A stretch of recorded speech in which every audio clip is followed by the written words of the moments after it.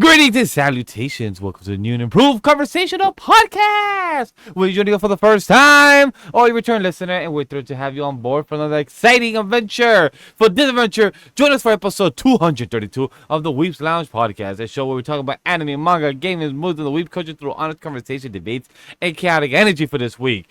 And talking about this week, we're talking about Anime Expo 226, what has dropped, what news was popping, what's coming out. What gaming industry has fucked us over one more time and bent us over backwards? Let's see and find out. Don't forget to use lube and share this episode. Bring your friends. And this episode will be unforgettable as always. Protected and powered by Anime Studio. Catch every new episode every week on YouTube of Weebs the Ring and Anime Studio content wherever you listen to.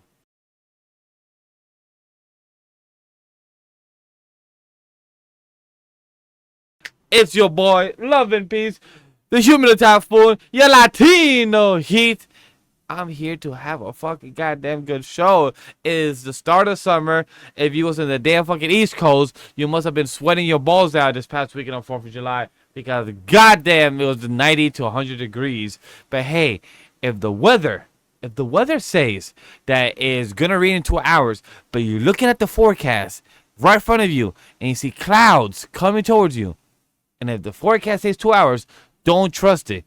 Because it could happen in 2 minutes and fuck your whole evening over by having a whole thunder and rainstorm and getting you somewhere. Just say, Chad, look at the weather, but also look at the sky. Because one of them may be lying and one of them may be telling the truth. And you might get fucked up and get the rain on. And hey, you just dry yourself up. But I'm here to have a good show, episode 232, and I'm not alone. I'm here with my world champion that sometimes be defending his title, sometimes also be watching people get jumped on a parking lot or, getting hit by a door. Some things happen on a Monday Night Raw. Is that correct, my world champion?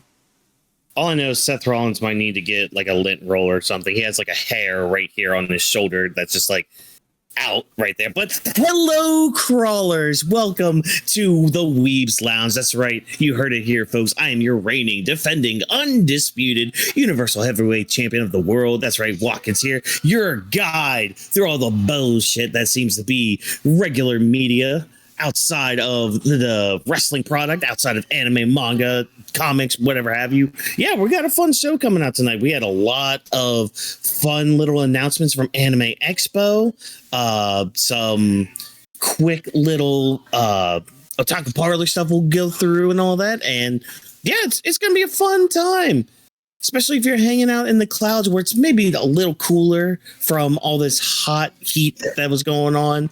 And maybe some dead tigers are up there. What do you think up there, Clouded Crescent? How is it up there in the clouds?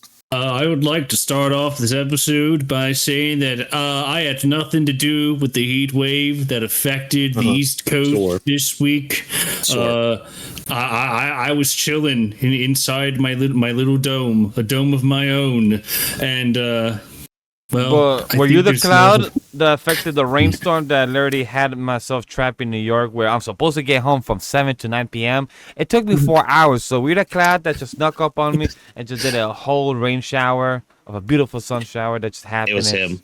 That was him, Austin. No. The only rain that I'm responsible for is if it's on someone's parade. However, Vash was having a parade. It was 4th of July, celebrating this holiday of using an excuse to drink and have a grill. Well, someone took my job then. But, we're here. I'm doing A-okay. And honestly, I think it's time that we mention that this episode of the Weebs Lounge is brought to you by 3 Days Grace in terms of their song, Riot. You know the song, Let's Start a Riot. A riot. Let's start a riot. Because that is going to be the theme going into our main subject. Well, not really the main subject, more like the main news subject. But we don't have to be so negative, Nancy, right now. No. In fact, let's take some time to reflect and head on over to our nice, beautiful little Otaku Parlor. Yes, For those who don't know, if it's your first time, welcome to Otaku. Parlor is where we're discussing the media we've consumed or life or anything that we have enjoyed over the past week. Or if you guys shit on, rain on, or it's raining cats and dogs. Or if you've been drinking any good whiskey or wine or any celebration of champagne of your choice. So your boy, Vash, will be going first because I don't got much to talk about, chat. I have not been consuming any and much media as I should be. I've been behind on my shit. But you know why, chat? It's because... Yo, I'm making this apartment feeling like home. I'm painting it. I am making it look nice. The living room is a bit smaller than what I previously had in my first apartment. But hey, not really downsizing when I'm upgrading from a one-bedroom living with my in-laws to getting my own place. So it's, to me, a lot of congratulations and applaud. I even drank a bit of champagne or wine with my stepdad. A big shout out to my stepdad for helping me out, putting the work in, helping me paint, and, you know, making the vision come alive. You know, sometimes you got to see the vision to actually see it come forth, as you know, the visioner Sir Fallon's be always talking about. So that's always a blast. And then when it comes to the 4th of July, you know, celebrating the 250 years of America, but also the fucking World Cup. Colombia still in the game. Mexico and England got me a shock of how that game was. Brazil is out of the tournament. I know y'all motherfuckers don't care about it or up to date, but I'm telling to my fans, to the people out there that is on top of the World Cup, Brazil's out, Norway in. And the hilarious comedy, for any who have not seen the reels of boy Haaland, has been fucking hilarious. It's crazy how this man is 25 years of age and just how popular he is. The World Cup has been entertaining to watch. I've been having a blast. Like, truly, for those that don't watch it, like, yo, just put the game on. And, you know, if you don't understand Spanish, it's okay. Just put the Telemundo on because they are the better commentators. I haven't watched Lucha Libre, a.k.a. WWE in Spanish, but Whawkins, by the way, I do want to one day. I feel like they'll just hit like much better. Like, I really want to watch Triple A in Spanish. I was gonna say I would rather watch Triple A in Spanish than the WWE like Raw or SmackDown. Yeah, you're right. I would much rather listen to that. I feel like it was just hit very well because, man, soccer and English commentary just don't hit, but Spanish commentary, it's just fucking it is amazing. It's the best. It's just lock in. I watch even baseball or American football in Spanish, and I'm more entertained. I'm just more hooked. A big shout out to a Spanish commentator that was doing the Colombia game, I believe. And it was hilarious because one of the players got hit in the balls, but the woman commentator like, yeah, one of the players got hit when they're not supposed to get hit. It sucks for them.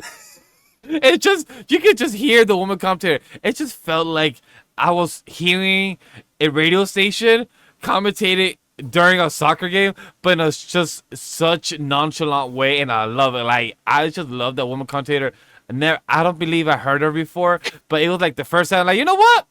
I want you in my games. Like, I just hear you. You're doing such a good job. It felt natural. It felt good. The con was there. So a big shout out to her. Sucks I never got her name. That's my little parlor talking about the World Cup, talking about, you know, 4th of July plans. It was fun. It was great. I got fucking rain on. It was hilarious. And yo, chat, when you guys have a suspicion of something that's about to happen the day of, you know, just make yourself be more prepared and trust your gut, because my friend also tell me it happened on a full moon weekend. It also makes it feel like, you know what, it might be a reason that, you know, your day or weekend got fucked, because the previous time, chat, that I hung out with my friends, the same friends, like a couple years ago, 3-4 years ago, we went out to a beach. That same day, we got rain on. We saw the weather, we saw the clouds. You saw it's not going to rain for another, like, hour. We're good. 10 minutes later, we got poured on. We had to run back to the car. Luckily, the car wasn't that far at the time, and also it wasn't pouring like crazy. So I'm like, all right, cool. This time, same people to the beach. Instead, it was a lake, and we got poured on rain. So I'm like, in my head, I'm like, we either just got butt luck with our friends, or we just choose bad timing. Because like I don't know what it was 3-4 years ago. Was it also a full moon that day? If it was just funny.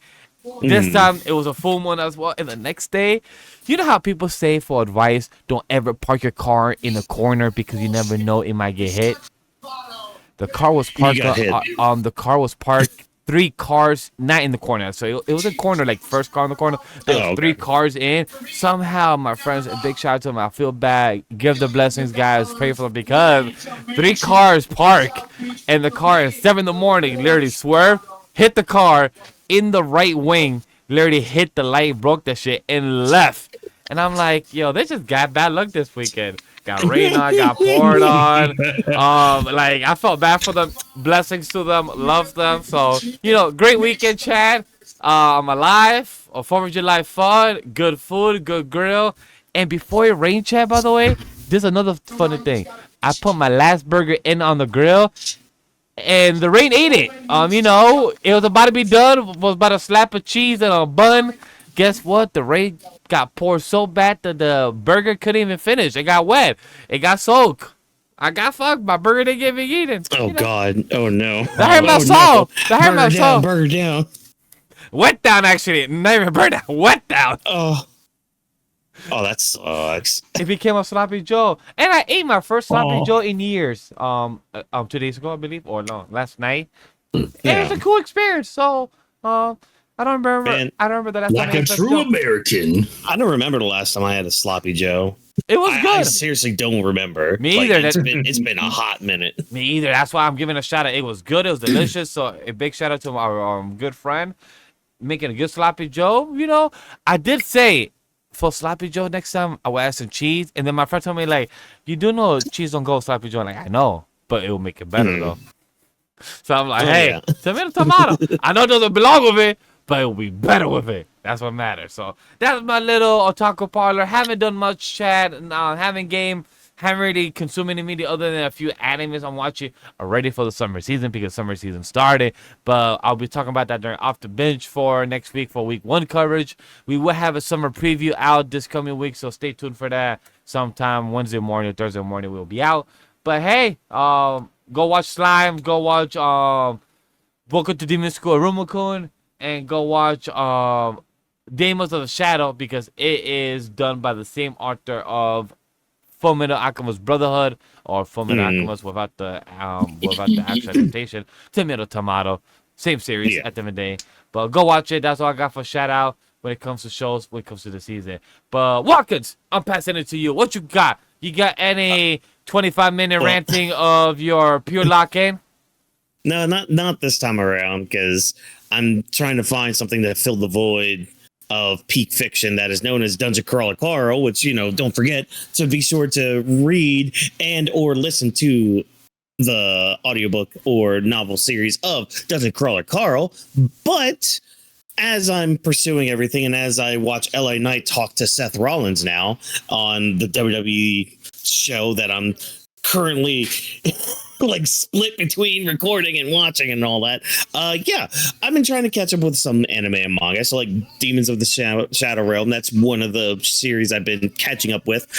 Didn't catch up much beyond where I last left off, Vash. I only watched like the episode after that, and it was like half of that because then I got distracted by something else. They're on the second core and have a new opening. They are.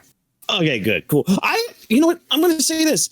I actually kind of dig the opening and ending for the series. Yeah, it's solid. It fits the. I feel like it fits the author very well because like it still has like the vibes of Fullmetal Alchemist, but you know it's a different series anyways, which is weird, but whatever. That's besides the point. So catching up to that slowly. Mushoku Tensei season 3 did start. I haven't watched the episode yet, but I've seen the clips.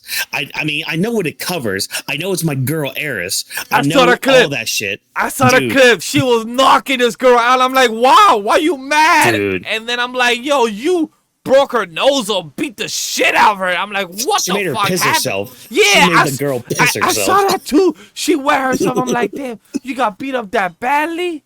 The fuck happened?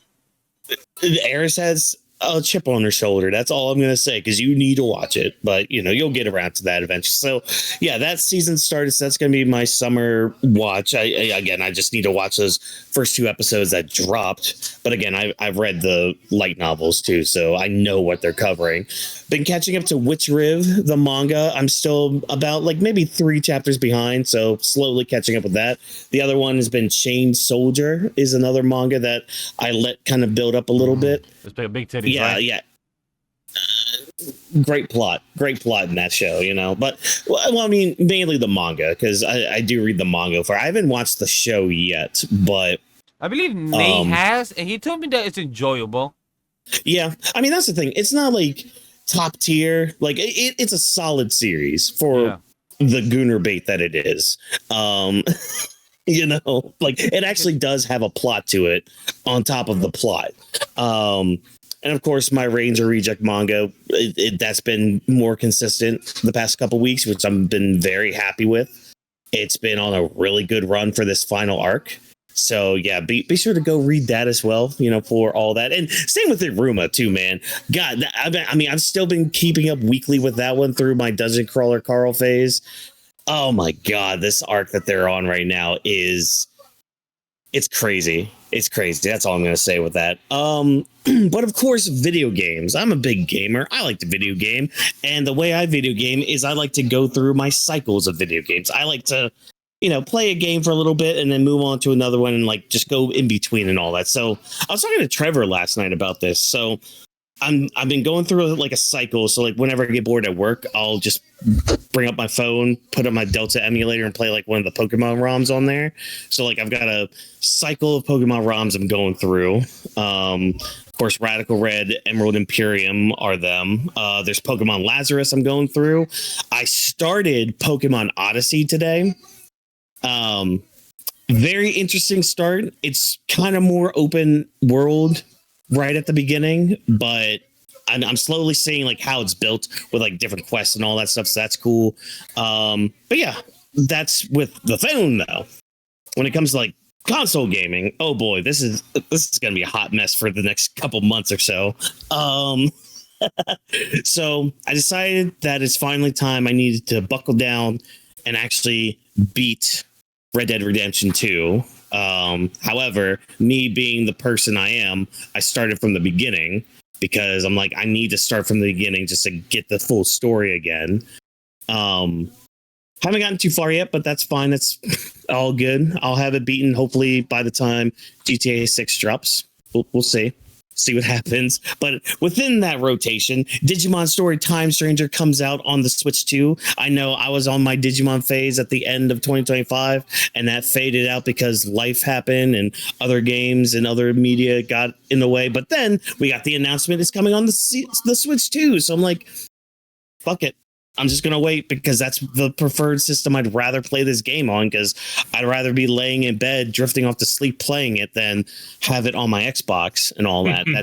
That's just me. That's how I played. Like, man, I played multiple playthroughs of like Cyber Sleuth and Hacker's Memory, like just by playing it before bed. So that comes out this weekend. Looking forward to that. So that's going to be part of the rotation. And I decided it was finally time, also with the rotation, to replay Kingdom Hearts.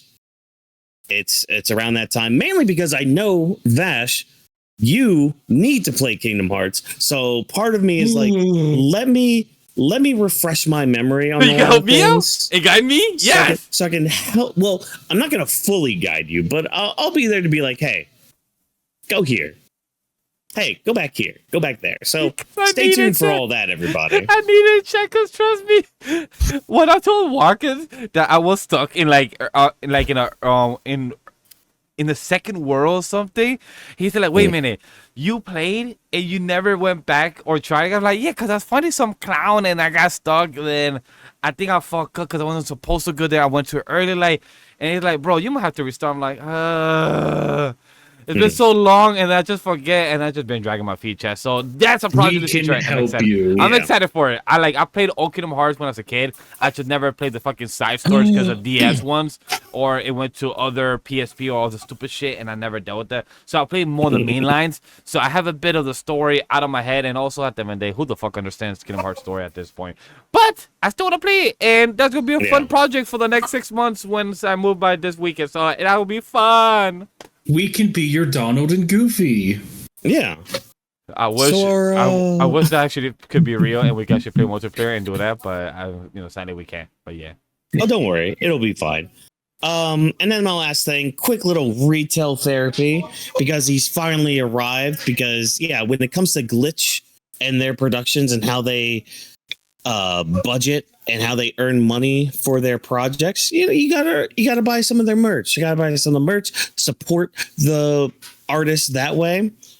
Gobbles has finally come in from Gameverse. Look how big this boy is. He's as big as my head. He's a chunky boy. Good quality for it. Yeah, Like, he's tell really from the good camera quality.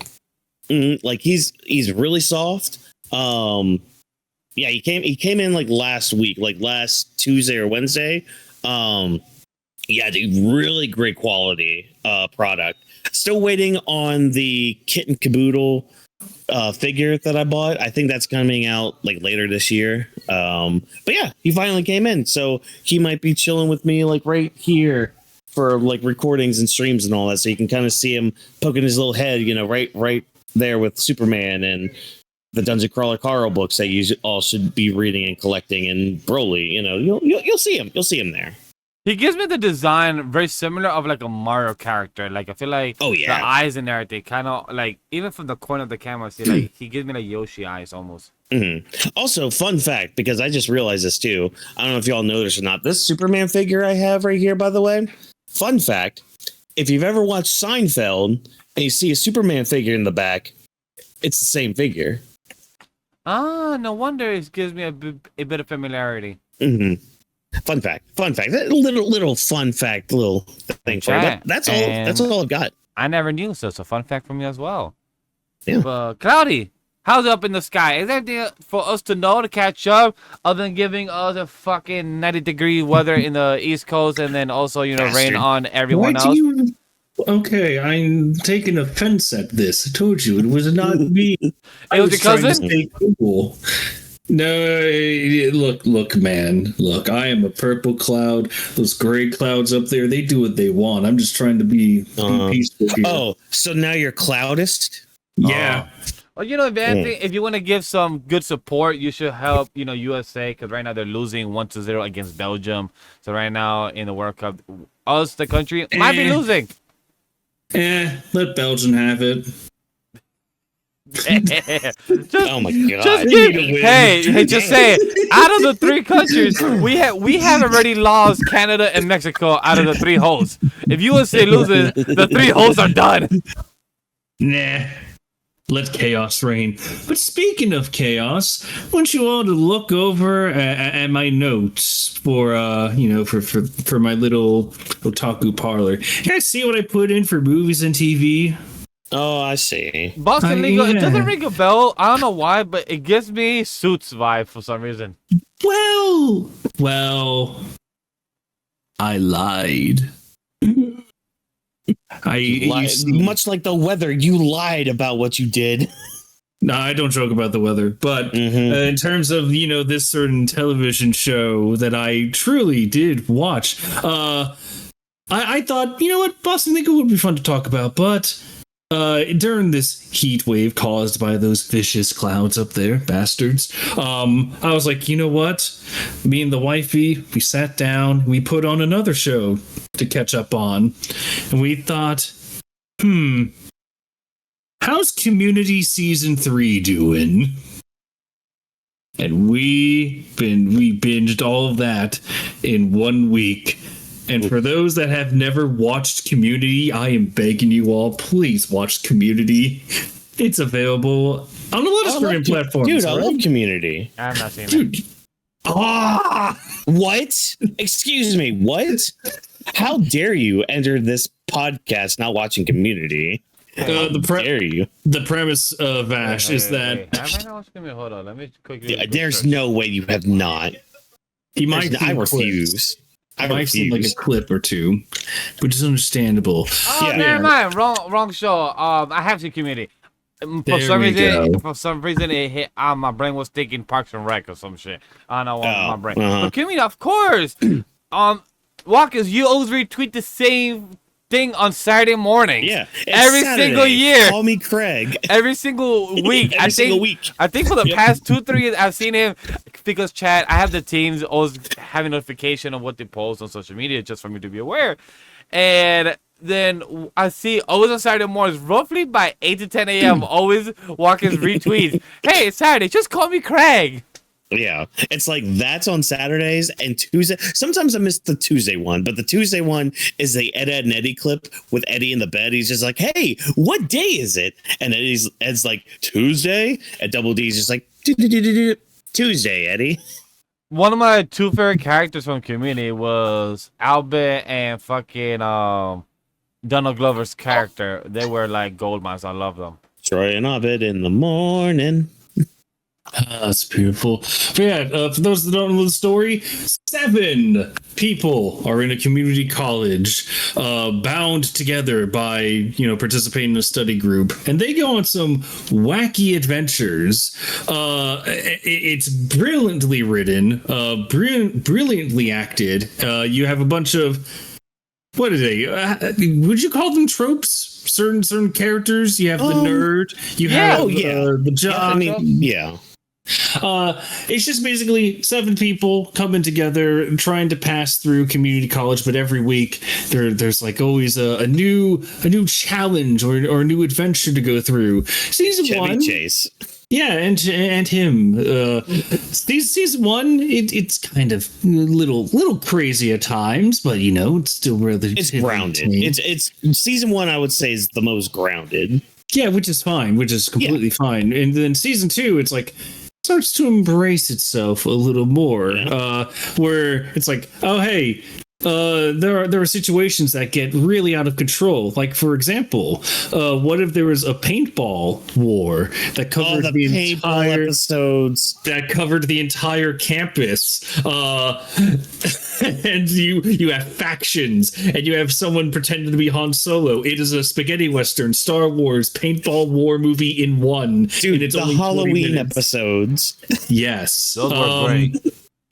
But season 3 is where I originally left off, but now we're getting back into it, and I found my favorite few episodes. Whawkins. Okay, hit me. The Pillow Fort Civil War. Oh, that was a good one. The 2-parter. That was a good 2-parter. So good. Oh my god. Y'all gotta understand one little thing. I am from Gettysburg. This is my current residence in these here United States of America. So when I saw that it's just being the Gettysburg movie for 2 episodes, I was cackling. I was loving it. And then following that, when I thought it couldn't get any better, Whawkins, what is my favorite crime show for its clownery? Law and Order. Yep, Law and Order SVU is it is my favorite crime show, not because of particularly how good it has been in recent years, just because of how batshit insane it can get. I don't think I've ever said this, but have you seen season 23 then of Law and Order SVU? Because for those that don't know, I haven't promoted this because I was actually one of the episodes as a background actor. That's why I asked if you actually seen me in season 23. I forgot what episode. Forgot what episode. Damn it. But yeah, you actually see my face visible. Like you can actually see, but I'm like in the corner of the screen. Oh my god. So chat, if you ever see season 23, oh god, one of the episodes, you can find me. God. I had to remind myself. I literally brought up Peacock right now to look at season 3 episodes. This is the season with the documentary. Yep. Oh, is that one? Oh shit! Episode is I don't know if the dean is a genius or if he's crazy. No, because if he's not, then I'm crazy. But it's like the fact that they perfectly mimicked a 40-minute Law and Order episode in half the runtime and still hit every single beat while not only paying respects but actually surpassing it in some areas, like in terms of like some of the detective work and how the law cases go. It is brilliant, and it's created by Dan Harmon. Now, when I say you take a normal premise of misfits are together and they go on wacky adventures, and you add Dan Harmon into the mix, it's like, oh yeah, that's the creator of Rick and Morty, known for taking things over the top but making it still really good and somehow still grounded. So yeah, Community it's amazing. I love that show. It's only getting better. I love this. It's still waiting on the movie. Like, yeah, it's supposed to come out this year. It was supposed to. Where's my trailer? Where's my anything for it? Well, Chevy Chase stole the trailer. If you remember that one episode, he was hauled off to Hollywood. I mean, you know, I'm not coming out of my trailer. The one episode I haven't watched out of Community is actually the blackface one. What? Yeah, there's a blackface episode. What? Yeah, like it's not on any trying to remember service. that one. It's not That feels illegal. Yep. Trust me. You have to find it illegally. That's what you gotta actually watch it, chat. Oh, it is so chat. illegal. I think it's in one of. If there's 6 seasons of. If there is 6 seasons of Community, I forgot how many off the top of my head. I believe it was the 4th or 5th season where you will see like in episode 11 and then episode 13 it will skip episode 12.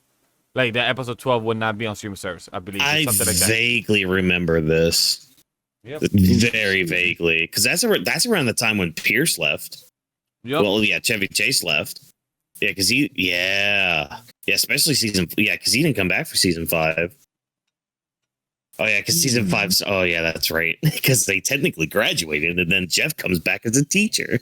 Yeah, I think where we left off. Where did we leave off? Oh yeah, where we left off was when a certain someone died, and their funeral was held, and then there was a mad coup d'etat in the college. This shit, it sounds absolutely crazy to anyone that is not familiar with Community, which I am begging you, go watch Community. Please do. It's great. It's a great show. It's probably one of my favorite shows, like sitcom-esque show.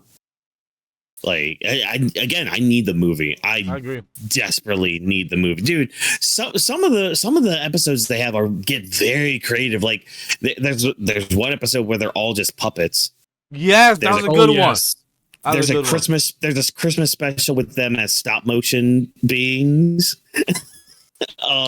It gets so good. It gets so good. Even season 6, give or take. But I mean, hey, at least it had Keith David in it. There's that. Yeah. I did have a game in here, but you know what? I'm going to save that for next time because it's fine. Well, not only do we have a bunch of themes to cover, but we do. Oh yeah. We have a lot of news to get through. A lot of shit that we got to shove out of these pipes here. Yeah, we got a few leaky cauldrons. We got some, like Trevor said, some news to kind of shift through, and of course a bunch of announcements from Anime Expo that happened this past week, in which I felt a huge bit of FOMO seeing a bunch of friends out there, even though I saw the crowds too at Anime Expo. I'm just like glad I don't have to deal with the crowds, but goddamn, I'm feeling some FOMO from not hanging out with some people. Let's talk about that FOMO, because this is the segment for big news but central. Let's sit down in the lounge and have some FOMO. For anybody that don't know what that means, it's fear of missing out. Because, motherfuckers, we did. There were so many people that I followed on my timeline, JD Legend, a few other content creators that were there at the convention, having a blast, having Airbnb, having a get-together. And I'm like, I wish that was me with them too and hanging out, having a good time because, goddamn. But I do agree with Whawkins. I've told myself, chap, if I ever do approach Anime Expo or San Diego Comic-Con, I will only go. I will only go if I'm press or media because motherfucker, you expect me to do those damn lines. Yeah. Look, I love being a fan of these things, but once you experience media or press access and you're able to skip lines, you don't ever want to fucking go back. I'm just and even still, I would probably only go just the one day if I'm being honest. Like, because I mean, and I told you this, Vash, too. Like, I was looking at, when my next New York trip is going to be. And I actually did look at New York Comic Con. And I mean, Saturday's already sold out. So that's already just like. But thing is for us to go to New York Comic Con, we're easy. Like, we don't have to deal with the day passes, thankfully, because we go as media. But if I did have to go, I would probably go on the Friday because that would just be easier. But yeah. Yeah, I would only go like the one day because for sure. I mean, anime NYC. I mean, that was fun, but going all 3 days in there, it takes you out a bit. Like, it warms you out, chat. Especially the last day. Like the last day, I don't even think we went that Sunday. I think we went only for like 2 hours and then came back out and hung out with our friends. Yeah. But chat, I do welcome you to go. Maybe Trevor might join us for New York Comic Con. We all could meet up in the tri-state area, and who knows? Maybe we might have an experience at Anime Expo Studio at New York Comic Con. Who knows? But for that, chat, Anime Expo will be our main coverage for our episode. So let's get to what the fuck did the gaming industry fuck themselves and shot themselves in the foot with? Because this is Sweaty News gaming section, and Sony, did some stupid mistake because for you to even get shout out by Domino's UK and a few other news outlets where Domino's will say, hey, our pizza would not be digital. Our pizza will be physical. It will still be accessible, even forever. We have Domino's from UK. It's like, goddamn, it's that serious. Even Whawkins have such an open mouth of saying, goddamn, it's that bad. Or he's about to mention what happened in Monday Night Raw. Talk to us. What happened live right Maxine Dupree just kicked the nuts off of freaking Angelo Dawkins. The Vision have the tag titles back. Okay, we're doing shit tonight. All right, cool. But yeah, let's talk about Sony. We doing hot potato. That's great. Yeah, let's talk about Sony's bullshit. But let's talk about it. Important updates. News on physical discs for new games and news on PlayStation Store on PS3 and PS Vita will be closing. So, let's talk about it. What do you guys feel about the Sony effect and the domino effect that has happened? Nice. That is a married woman, everybody. Yes. For those that don't know, Maxine Dupree. Because one of the things here is PlayStation updates term of service in April 2026 and Section 21 outlets as also, if you have any inactive PlayStation Network, it may be closed. So if you have any active for the past 36 months, Sony will let you know in the 6 months in advance that you gotta, hey, if you don't sign in or request your account to be active, they will terminate it without you doing anything about it. Any digital purchases tied to the account, including games, DLC, and other digital content, will no longer be accessible according to the new terms of service or process are irreversible from Sony. So those are a few things being done. I know Trev Whawkins, what else do you guys want to add? Well, no. We're gonna break this all down. In fact, Whawkins, if you want to add stuff, go for it. I'm gonna add just this one thing with that 36-month thing of not like clocking in or logging in or whatever. I'm just gonna throw this out. And I don't care if I sound like an asshole with it. I don't. But if you go 36 months without turning on your PlayStation or connecting any of your PlayStation stuff, or even like going on your phone and logging into PlayStation, I mean, that's kind of on you to get it deleted. Like that's 3 years. That's 3 years. And then they send you an email and say, hey, you have 6 months to fight it. That's an extra 6 months on top of that. And if you choose to ignore that, again, that's kind of on you for going 3.5 years of not doing anything with it. Like, if anything, they're just like, hey, we're not going to fuck you at that point. I mean, that just means you're not a PlayStation customer anymore, I guess. But I mean, I'm sorry, that's just on you. That's your own stupidity. That's your own fault. I don't care if I'm an asshole in that. Sorry, not sorry. Like you are, but to continue. Yeah, like I don't care. I don't care with that when it comes to that one.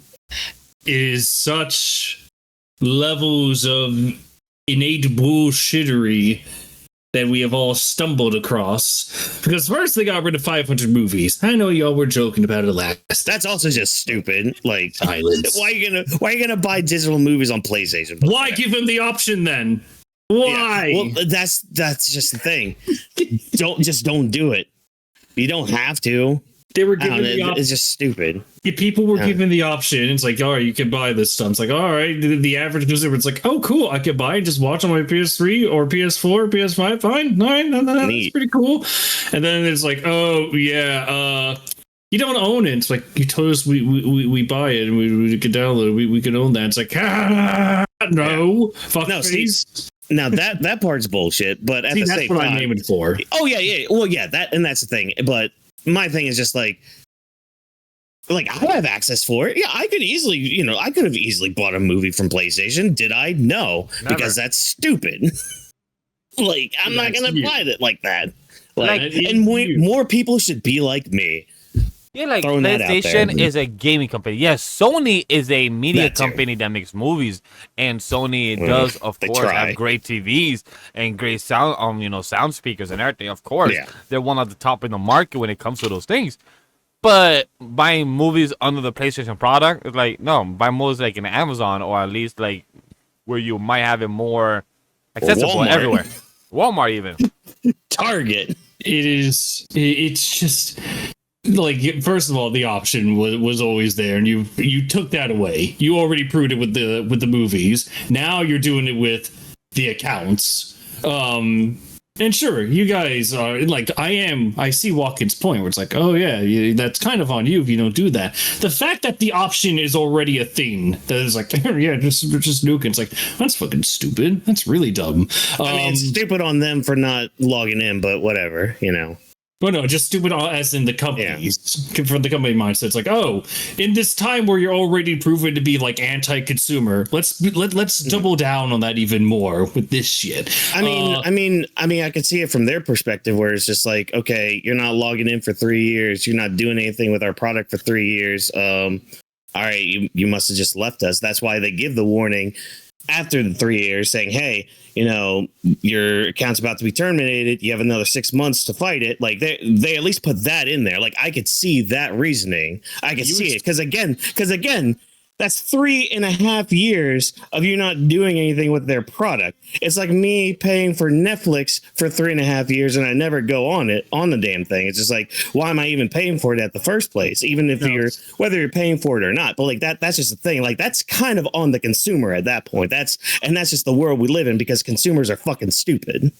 Well, I want to harp on that one because you said it beautifully, my brother. You said it very nicely. Oh yeah. They put this out at the worst fucking time possible. Yeah, and see, that's the problem. That's the problem. Like, first of all, we gotta do the timeline. First of all, was when they said there's going to be no more discs. We're not doing physical stuff anymore. The backlash that has fallen, we already memed it. Domino effect. We already brought that in. Everyone is revolting. And we're going to get to the consequences of that for a second. But we want to harp on that. PlayStation, I'm sorry, just Sony in general was like, nah, no more discs. No more of that. I love the community note that's already been stated. I was going to mention that one. Sony does not have the customer support or security to support an all digital ecosystem. That's just a fact. But it's just the fact that it's like, they just went full, like, no. Anything you buy from us, you don't really buy from us. You own nothing. We have the power. It is the fear of what the Nintendo Switch 2 originally did, where it's like, oh, if you don't use it the way we want to, we brick your console. We can just take everything away just like that. We are all pissed about it then. We are pissed about it now, especially with Sony. And then you had the extra fuck you, which is again where we were mentioning it's like that the 36 months where it's like, okay, you could have explained it better, but the fact that you put that out there at the worst fucking time, what is wrong with you? What is wrong? Who fucking designed the speech? Who fucking designed the tweet? Was it one of your AIs? Because I could buy it at that point. It probably was. If we're being honest. Dude, and then, because we all know about the backlash. However, there's something I really want to point out there, and this is why I put that little section in. PS5 owners, and there's a lot of them, are interested in jailbreaking the consoles. Now, what does that mean? Oh, yeah, exactly? When you jailbreak something, a lot of people did that for the Wii, by the way. It basically means it's like, it's just a way to make sure that your console can't play the games that you have to emulate, or it's really just a matter of game preservation, because that is the ultimate justification for emulation. It's just like, if we have the game and we can't really do it physically, if we can provide that, or no, not really provide that, but we can play it on a digital mindset with our legal copy, fucking go for it. We got it. But it is no surprise that when Sony said, well, why should you get physical discs? It's like, all right, then we deserve everything. We deserve everything. If buying's not illegal, then piracy isn't stealing. It's that whole argument all over again. And we're not, legally, of course, we are not going to, promote piracy in any way, shape, or form. But man, are you guys sure making it? You guys are making it like, how interesting. Yeah, that doesn't sound like a bad idea. That's that. Yeah. So the state of Sony as of right now, as of this moment, and I want to bring up this tweet. It's like PlayStation over, ever since their announcement, they have 8 community notes, as in they were all proven wrong so many times before. And that's over 154 million views. More than the GTA 6 trailer. Let's all absorb that together, shall we? The PlayStation stupidity is worse than the GTA 6 shit. Sony has just gone silent. No one knows what. It is like everyone threw harpoons at a giant lion and it fell over. Now we're just waiting for the stupid beast to get up and be like, all right, what's your next move? Ball's in your court, you little fur ball. What's next? Just needed to rant about that PlayStation. Sony, man, you fucking morons. That's just, y'all picked a horrible time to mention all of that. But hey, Sony's not the only one that's getting a lot of flack recently, because Microsoft had some layoffs recently. Now, this is also kind of one of those double-edged swords, and because me and Trevor were actually talking about this a little bit before we started recording, because it's like we at least got transparency when it comes to like these Xbox layoffs, and it's also important to note that no gaming companies were taken out because of all this. If anything, a lot of them are kind of some of them are kind of merging together. Yep. With some of these layoffs. So it's just like it's more of them like shuffling around a lot of people and a lot of their assets rather than fully laying off people, which, there are still the layoffs. Like, don't get me wrong. And I mean, kudos to Asha for at least like having this huge tweet going through, like, and I'm assuming this is just a copy and paste from the the email that was sent out for everything, because this is a lot going on. So I mean, again, I can at least applaud transparency when it comes to big business decisions like this, but this is one of those moves where it's just like, okay, again, unfortunate timing with everything that's being talked about and said and everything, but this is one of those ones where you can kind of understand what's going on. I will say this: when it comes to Xbox and the game industry, I feel like we spoke about this like 6 months ago in the earlier of the year when it came to end of the year or beginning of the year layoffs, because that happens every year when the new year starts or when the year ends.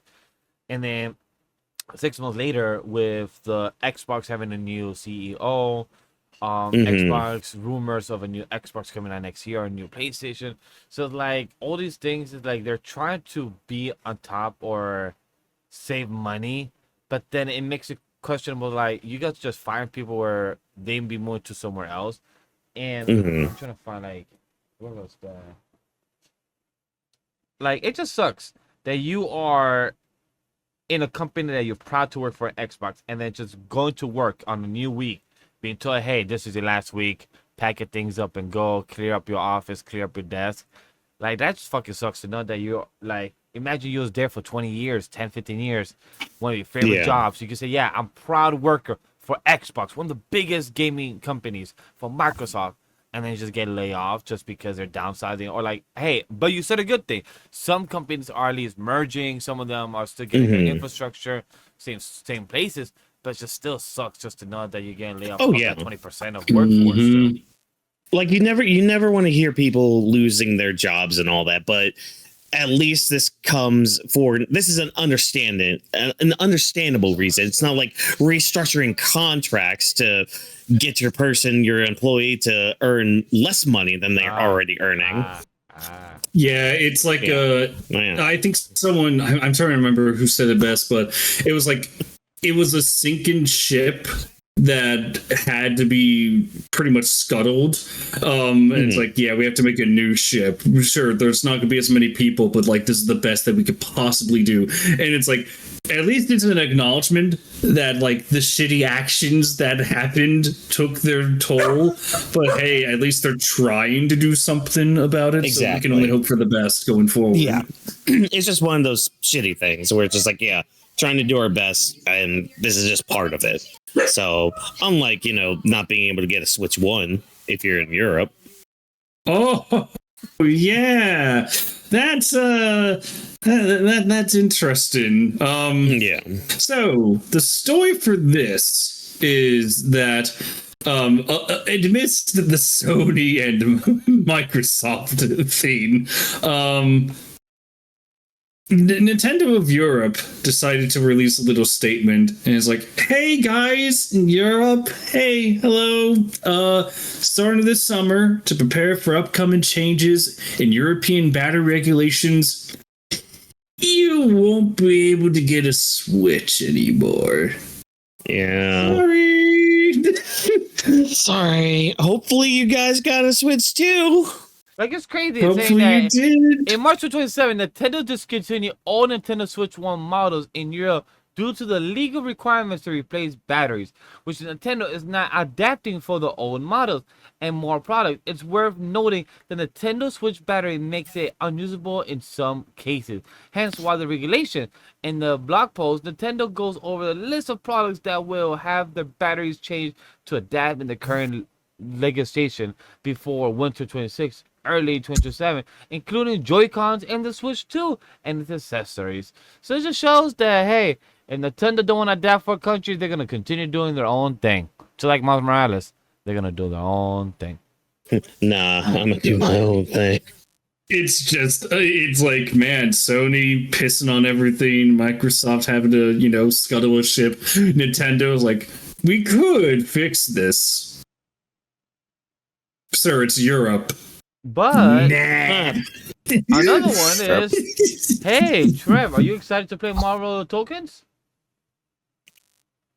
Not anymore. Why? Why is that? Why can't you play Marvel Tokens? Oh yeah, what is this about? Yeah. Is your PC ready? Yes. Is your PC built? Can you be able to play? Oh, well, you see, we could. In theory, I could purchase Marvel Toe consoles and I could support the game. I would love to. Hell, you know what? I may just get it on Steam and just, it's like, hey, at least the developers get that money. Yeah, but Why the fuck, during all this shit with Sony, why are you forcing people to get a PSN account? Oh, wait, what other game was doing that? There was another game that was doing that people were pissed at. Shit, what was it? There was another game. It was like last year or the year before where they were like, yeah, you need a PSN to play this. Shit, what was it? I don't recall. It was something. It was something, but that sounds very familiar. That's shitty. That's stupid. It's just the fact, like, you want to play our game, you need a PSN account. Which back then, honestly, before this week, I could look at this and be like, whatever. Sure, why not? I want to play the game. Now it's like, nah, because now there's that fear. It's like Sony could kill this. I don't know. Hey, I got your answer. Just in case you guys were wondering, I did a quick Google search. You need a PlayStation account to play all multiplayer games and everything free to play. However, some of them are Helldivers 2. Yep, that was it. That was it. Yeah. I remembered it was something. Helldivers 2, Call of Duty, and Marvel tokens. Right now is what it says. That's silly. Well, at least we get to end off on a good note. On a high Concord. Note. Concord as well was the other one. Man, fuck Concord. Is it Xenoverse 2? No, it's not. Man, end of an era. End of a 10+ year era, man. So who do we got here in this new edition? So Xenoverse 2, Dragon Ball Z Xenoverse 2, is having its final DLC releasing. Hey, isn't that great? Fantastic. Just in time for Xenoverse 3. We're apparently getting, what is it? The Supreme Kai of Time as a playable character, that's pretty cool. I'm actually watching the trailer right now. I didn't actually watch the trailer before all this, so sorry everybody. But yeah, we're getting the Supreme Kai of Time as a playable character. Looks like Fu, who's been like a kind of a mainstay villain in like some of the DLC products and all that. And I think another version. Oh, it's Goku from Superhero. Oh shit, Goku from Superheroes here? Yeah.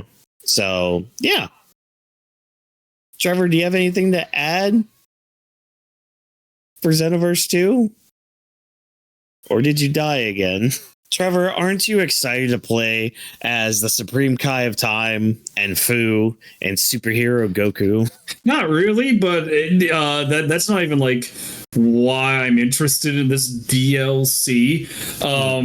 It's not even just for playing it. Honestly, I've been playing Xenoverse 2 since release. In fact, it was. Oh, yeah. Did I ever tell you it was a birthday gift to me? Because my birthday was really? it was one day after Xenoverse 2 was released in 2016. And I got that as a little birthday gift, and I was like, "Oh man, this is so much fun!" And yeah, I know of all the flaws with Xenoverse 2, I've been through it all. I am one of those veterans. Dude, trust me when I say making content for that when all you had was a PlayStation 4 and trying to screen record it through the PlayStation, and then having to deal with blocked scenes because Sony. Oh God. That is probably the worst thing that Sony's ever created, is the idea of a blocked scene that you can't record. Exactly. Fuck you for that. God damn Sony. Sony. It all links back. Sony. But unless you sponsor me, then yeah, but this is like well, this is like 10 almost 10 years where it's like, man, it's just DLC after DLC after DLC after DLC. I don't even know how many DLCs. There's definitely over 20. It's absolutely insane. But the game has reached this. It did reach a state where it's like, oh wow, you're just putting it. Look, it's Videl. Why is Videl here? I like Videl, but why is she here? You couldn't pick, I don't know, King Vegeta, Grandpa Gohan? Anyone know? Okay. But in the last DLC, there's like, oh, wait, hold on. You made a compelling narrative? What? And you made changes that people approved of? Oh, it's like hopefully going into this, it is like the Destiny 2 of the final DLC. It was like, give it their A game. Sure, the characters don't seem to be the A game, but it could be the story. And in Xenoverse 2, we are ending the time travel stuff. As far as I know, time travel's done after this. Because Xenoverse 3, correct me if I'm wrong, but it's not doing time travel, right? I have to go back. I honestly don't remember. I remember seeing. I honestly don't. Okay, so I remember seeing something that was like time gods of destruction, but I don't know if that's Xenoverse 2 here or that's Xenoverse 3. But it's like, hey, this is it. This is the big end all be all theme for this game that has lasted for almost a decade, which is insane. Main story. You begin as a player character who is guided into the ranks of the Great Saiyan Squad, a group of powerful Saiyans fighting alongside allies. The squad's missions and battles will help shape events in West City. Players' choices and influences. Unexplored Dragon Ball Future. The game expands the Dragon Ball mythos in a fresh era. Toriyama's vision, character diversity, timeline placement, Age 1000. In short, Xenoverse 3 will be Dragon Ball Adventure in a completely new Toriyama designed future where you join the Great Saiyan Squad, explore, help.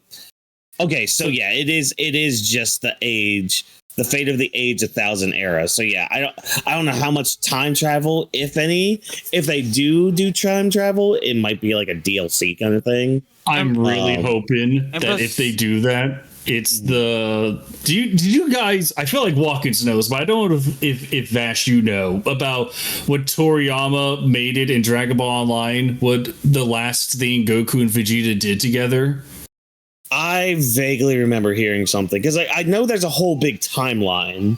Because that was from like Dragon Ball Online. Yeah. It was it was basically like they left to go to like some far off corner of the universe, and they had a battle so epic that everything pretty much exploded and them along with it, or something like that. Oh, I don't think I heard that.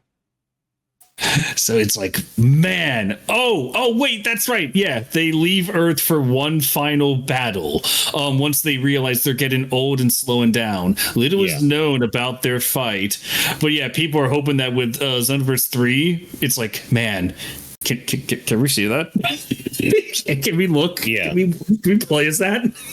Please, and thank you. That'd be interesting as well. And I remember the theory as the character that we saw in the Xenoverse 3 trailer. That I remember the theory that was being Broly's child in the future or something. Broly and the other girl kid. I'd have to look that up. Yeah. Because the Dragon Ball Online like timeline, that was like way before Xenoverse was a thing. Yes, I think it was like before it was like even a concept. Yeah, so I found it. Look that up. Yeah, I found the exact text. I found it. Okay, all right, good. Yeah. Dragon Ball Online. The timeline was Goku and Vegeta realized their time was imminent, and they decided to leave Earth for a final battle on a remote planet. Years later, a supernova is discovered, and it is believed that is where the battle took place. There it is. There we go. So yeah, good on Xenoverse. Good on Xenoverse. But he had a great run. Hey, enough about sweaty gaming stuff. Let's talk about the animus. yeah. Yeah. Let's talk about some good anime titties. Let's talk about it. One of the first things that we should talk about is two things, Check. Because this is where animation and manga, anything related in that sense, we do talk about. But Anime Expo will be our main topic, so don't worry. That will be look at the time code. But until then, we have some things. Do not have a illegal website and get caught. And don't live in the country of Vietnam, because it seems like every illegal person that has an illegal website probably lives in around the area. Because the people behind Hi Anime, one of the world's biggest piracy websites, have been arrested in Vietnam after an international investigation that has lasted several years. Authorities say even people connected to Hi Anime and other piracy websites were arrested, with the investigation involving agencies from Vietnam and the United States. Hi Anime, previously known as Zotoro and AniWatch, shut down in March 2026 after becoming one of the most popular websites. And on top of that, Wood Studio president announced a new anime award that rivals the Crunchyroll Anime Awards. We want to recognize and give awards to Japanese anime created by Japanese people.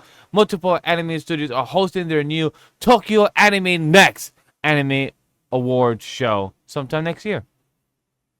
That's just funny to me because of just how controversial sometimes the Crunchyroll Awards can be, or how one-sided it can be, or just in general. Like, and Vash, I know you could probably give more insight with it. Just like a lot of the rules they have that seem contradictory for voting for certain series.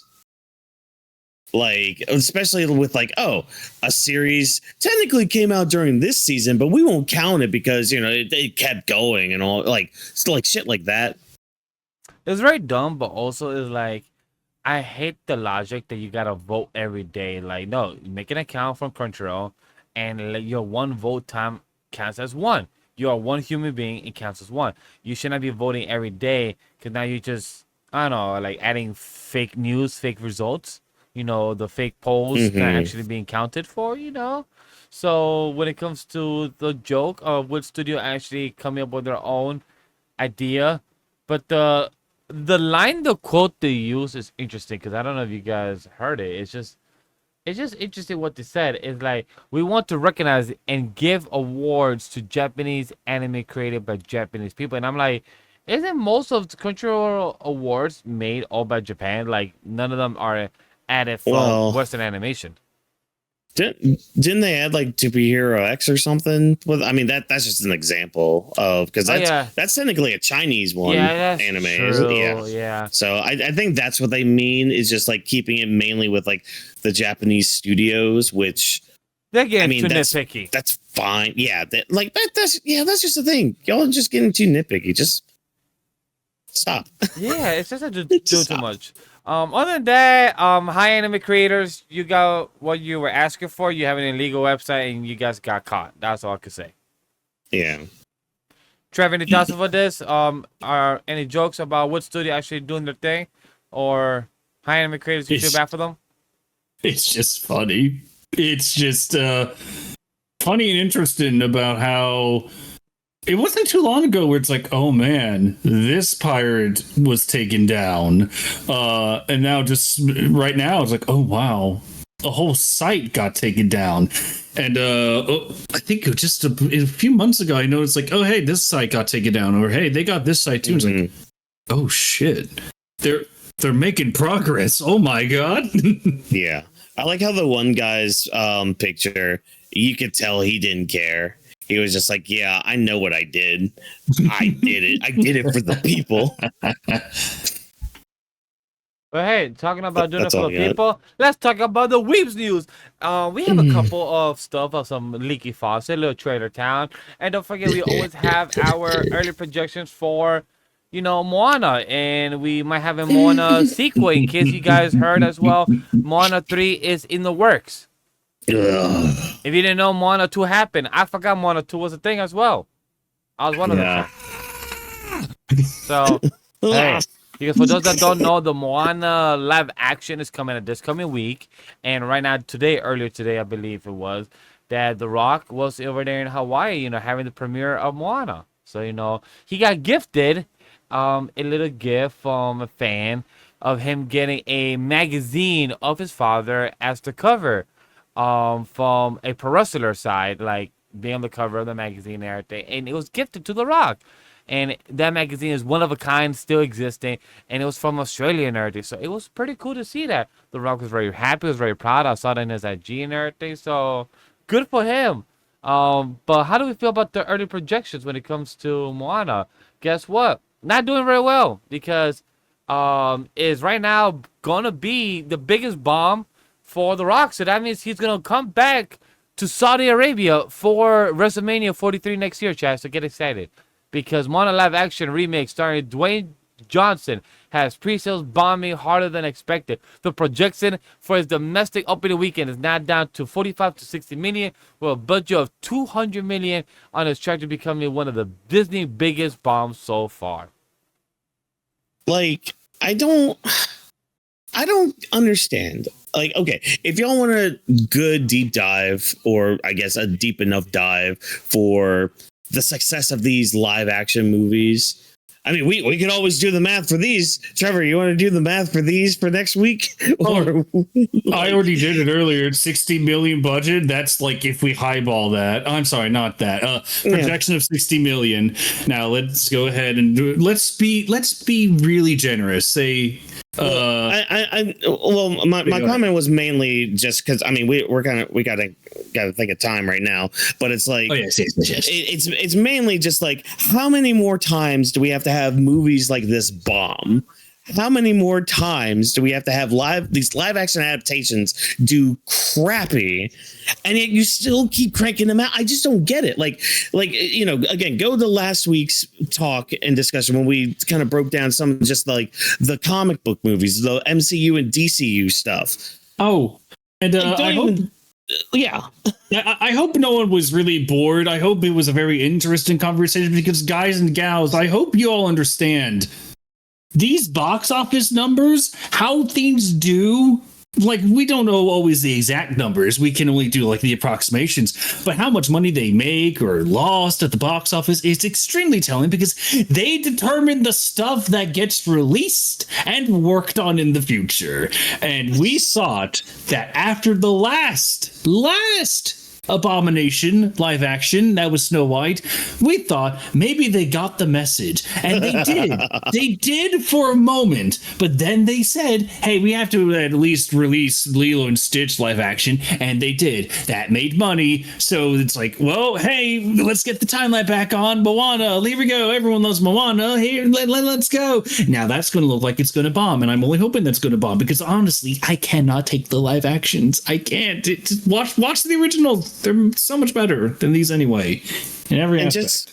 Just to put it into perspective, to kind of roll this in with our other news coverage here, Supergirl's already coming to digital by the end of this month. Yeah, it fucking failed horrifically. Yeah, it literally reaches the 30-day mark check because Supergirl came out June 26th, I believe, June 25th around there, and it's coming out on July 29th.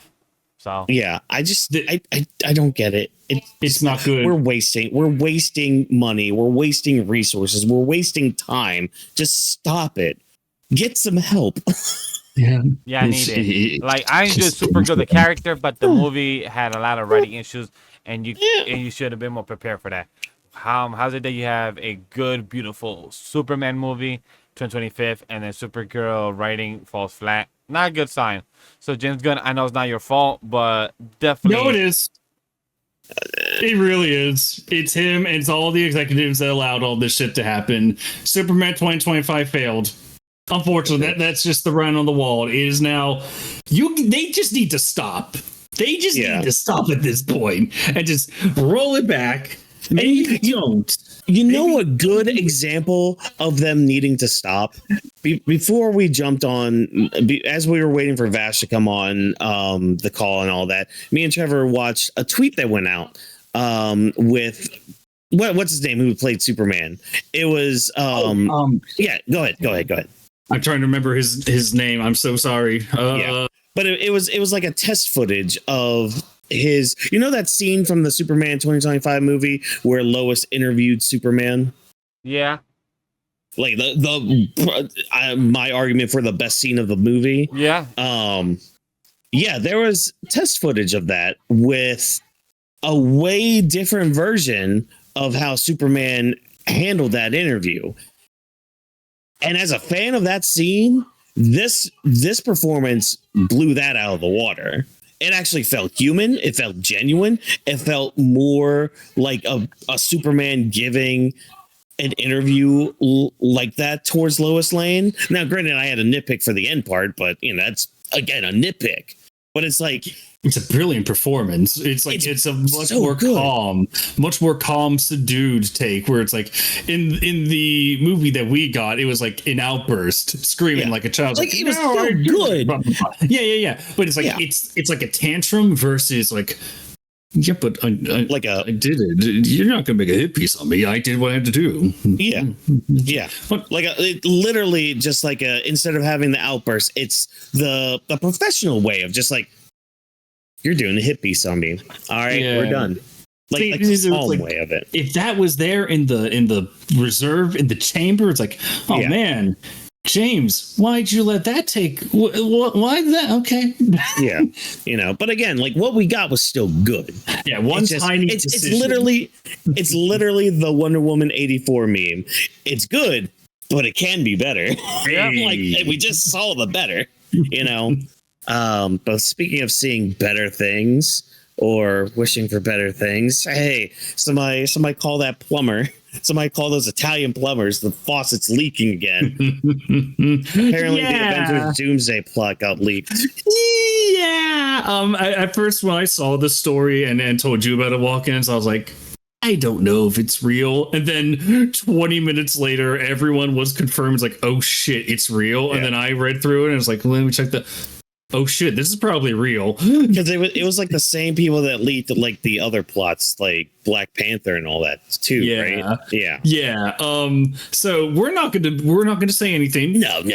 We're not gonna say a lick of anything. I think. Did you have a reaction you had reading it? Interesting. Yeah, mine was laughing, kind of chuckling along. I was like, okay. Let's see what happens. I think the real story is like, how did you leak this? It's the fact that these keep coming out. It's like, do they not? Where's the security? Where'd you guys go? Security. It's literally their security is basically a WWE security guard. That's what it is, dude. Their security is Tom thrown into the wall like they're nothing. Dude, their security is Tom Holland. He just keeps letting stuff go. Tom Holland, damn you! But hey, we need to talk about there's a little trailer that came out. Two trailers actually. Yes. I can't wait to hear about this from you because I've been waiting. Oh my god! So the trailer came out. You guys, my brothers, you know me. I love my dinosaurs. I think we all love our dinosaurs. Yes. Yes. Oh, of course. See, of course. That's why I loved Wano. There is now. You got me on the title alone. There's an anime coming out called Jurassic Shadows. I'm like, what the hell is that? And it's like, oh, it's an anime about ninjas versus dinosaurs. Now, on surface level, it's like, oh, okay, no, you win. You already got me. But no, if you watch the trailer, it's even more crazy. It's ninjas turning into dinosaurs. It's fucking Power Rangers, but it's Power Rangers Dino Force, but M-rated. It looks ridiculous. It looks like it's taking itself seriously. It looks to be beautifully animated. Bring it on. I cannot wait for this. I know, I can't. Like, I just saw the Yakuza dude right here. I'm rewatching the trailer right now. Like, this is the kind of dumb shit that's just right up my alley. It's Rooster Fighter, but like, I dare I say, potentially, I'm even more invested because it's dinosaurs. Same here. Again, I love my dinos. Vash, how you like that trailer? You get waifus summoning dinos. Crazy thought that this gave me vibe a bit, honestly, of To Be Hero X, with how with all the manifestation of a fucking T-Rex. I see the one that has the scales on the back. Chat, I do know my dinosaurs, I just don't remember the names, and they have a lot of extra letters that I'm not gonna try to pronounce. But just seeing a battle right now with a spear person girl fighting with a fucking dinosaur in a hand-to-hand combat, I'm seeing the trailer. It's fucking intense. Also, a long neck dinosaur that looks like a humanoid is like fucking wild. Brachiosaurus kill. Oh man, that trailer, it looks so fun. It can't wait. Oh shit, Whawkins, we don't have the other trailer. The most important trailer of all on here. We didn't have it. Which one? I got no strings to hold me down. Let's save that for next week. Because that deserves its own little section. Because, real props exist, real effects exist. Oh yes. The fact they're able to, but man, we'll talk about it next week. Should we go? Should we go into a park? Yes, let's go to the Park Plaza with Cloudy. Shows the tour of why you should not be going to parks. So what's going on? Okay, so I always welcome the fact that you should go into a park, but hey, this is a PSA. I feel like it does not get said at all, unfortunately, because all of you still keep doing it. And I don't mean you, viewer. I feel like you are more responsible than the people that do this. Don't, for the love of God, go to Disney World or Disneyland during certain holidays. Now, I have linked certain videos in our little notes here. Yeah, that's right. There's multiple hyperlinks for you guys. But you may notice that if you, there's a few videos showing the crowds that were at Disney World during July 4th and at Disneyland. You can easily find them on Twitter. Just go ahead and look up like July 4th Disney. But guys, how packed do these parks look to you? So I'll say this. I was actually one of them that actually did travel on 2019. I went to Disney World and Universal for our 1 year anniversary for me and wifey, because our anniversary does fall on July 3rd. Our anniversary as a couple is July 3rd. So we, by the way, me and wifey did reach 8-year anniversary. 8 years as a couple. So, congrats on us. But congrats. In 2019, we did go for our 1 year anniversary to Disney World, to Universal and Island Adventure Park. And was pricey, but it was not as packed as fucking this. And also, like, we didn't go on 4th of July. We went to Miami, and then we went to the parks, I think, like, on the 6th to the 9th, around that time. So we didn't go on the same exact weekend, but we went, like, Smart. Miami. We went to enjoy, some hot girl summer type of vibes. But then after that, the 6th to the 9th, we did the parks after it died down a bit. Maybe I planned it right, smart but of you. smart. Yeah, that was brilliant. You don't want to do these kinds of parks on the holiday, because if you think that, it surely can't be parked, it's a holiday. You are not alone in that thought. Everyone is going to have that thought. Everyone has the day off. Where do you think they're going to go? But yeah, it's just a lot of chaos, as you can see. Although my favorite one has to be, there was like you could meet Mickey and Goofy in their special patriotic costumes. Did you guys see how long the wait was? 4 hours with Mickey and the gang in their colonial costumes. I'm like, bro, that's a pass for me. The most funniest thing in the comment section, I have old Steve Rogers saying, "Is Colonel Mickey handing me money when I meet him?" No, I don't think he will. I think my favorite comment is something I didn't even notice. It's like, there's not even really many kids inside. It's all a bunch of adults waiting 4.5 hours. I'm like, oh my god, guys! I didn't notice that comment either. Guys, Space Mountain, Haunted Mansion. Is there anything else that's right associated? Go there. There's some good stuff. But yeah, I just wanted it's my holiday PSA of don't do these parks on the exact holiday. Do it before or do it after. Don't do it on the day of. Take that time to relax. If you're on the property, take a tour. Go walk around. Enjoy your loved ones. Don't waste it in the park. Just, that's all I'm saying. But speaking of holidays, you guys like Christmas? You guys like holidays? Like it when, businesses, celebrate that Christmas cheer? See. So, if I may, can I share a deep personal memory? Yeah. The show's here. Perfect timing for sharing a deep personal memory, because the Conquerors hockey I just felt. Oh my god! Whawkins was smart by not watching the videos during the holiday segment of July 4th. See, he did it perfectly. No, I just spent my time watching Obafemi and listening to Obafemi fucking Aura Farm. God damn. All right, yeah.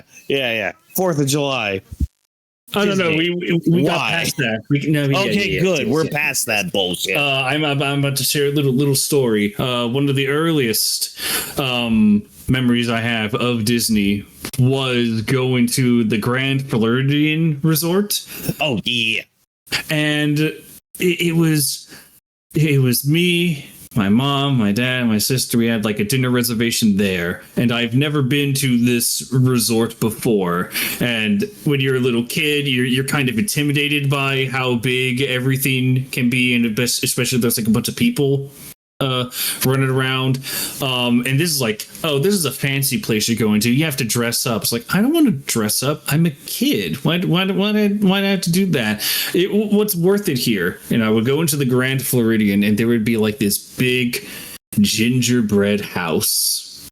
And it's like, whoa, what the hell?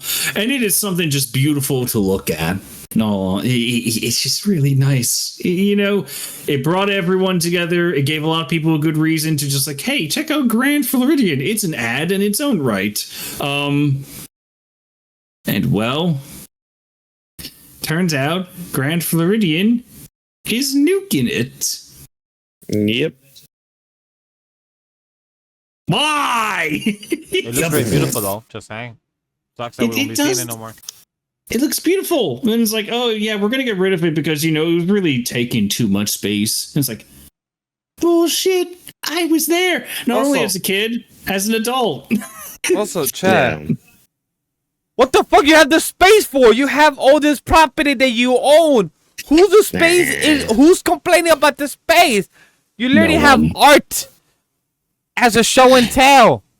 Literally. Art as a sculpture. Literally creative culinary chef and teams. Wait a second, Vash. Wait, my love. Wait. You said art, sculpture, art. Wait, the sculpture that doesn't move, right? Yeah. What a brilliant segue, my friend. Let's move on to the funniest story on the planet. Whawkins, you know exactly where I'm about to go with this. Yep. So, Whawkins, pop quiz. What is constantly in the running of my favorite attractions in any theme park? Pirates of the Caribbean. That is correct. Now, quick question. What's the second one?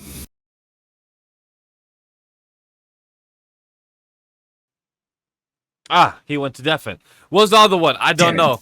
It's Haunted Mansion. Haunted Mansion is my other favorite in any park. So Pirates of the Caribbean, it had a little update in Disneyland, California. There was a really cool scene where you had a skeleton pirate captain sitting on top of a bunch of gold. And, you know, it was dead. It was a skeleton after all, Vash. It couldn't move. It just sat there. And you, as the park goer, would just look at that scene and be like, whoa, that's a cool story right there. This is just like, you know, you can absorb so much. You can easily think like, oh, wow, this guy, he died for his treasure.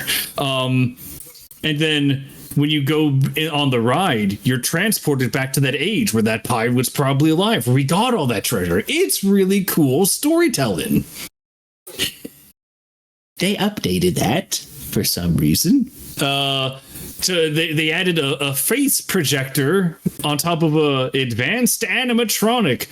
And Vash, I mean this with all sincerity. They just made the skeleton go. Yeah, it didn't look good. Yeah, I'm staring at it. Noises. I don't have the audio on, but I'm staring at it, and I'm like, that just looks ugly. It just looks horrendous.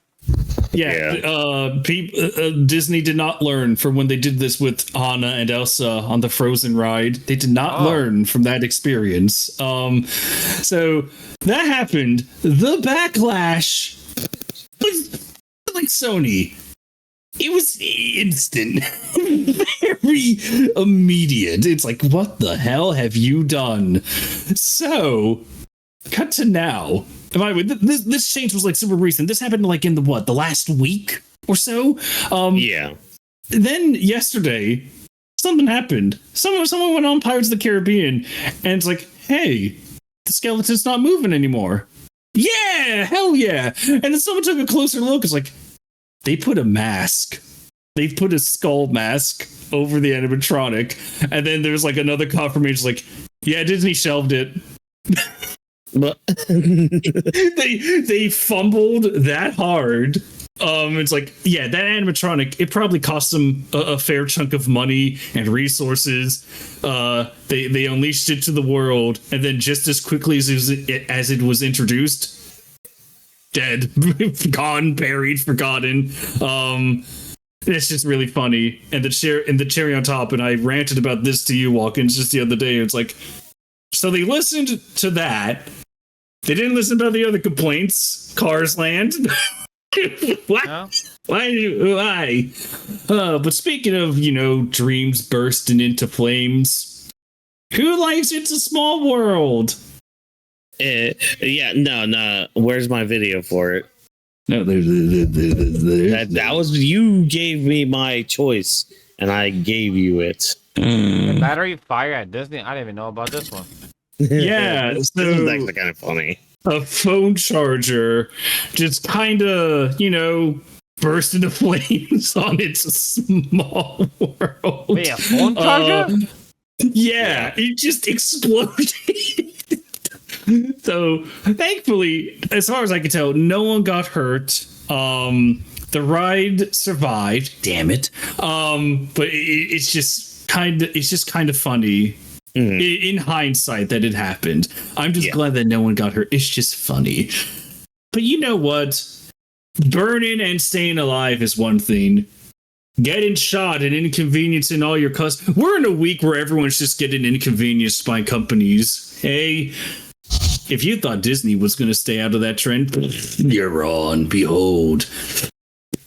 So there's a popular hack going around where if you went to Disney Springs and you thought, you know what, I parked at the Disney Springs lot, I want to check out the other resorts at Disney, you could hitch a bus ride to another resort and maybe go like, hey, I want to eat at this resort, or I want to check out this place, and go resort hopping. There's nothing wrong with that in practice. There really isn't.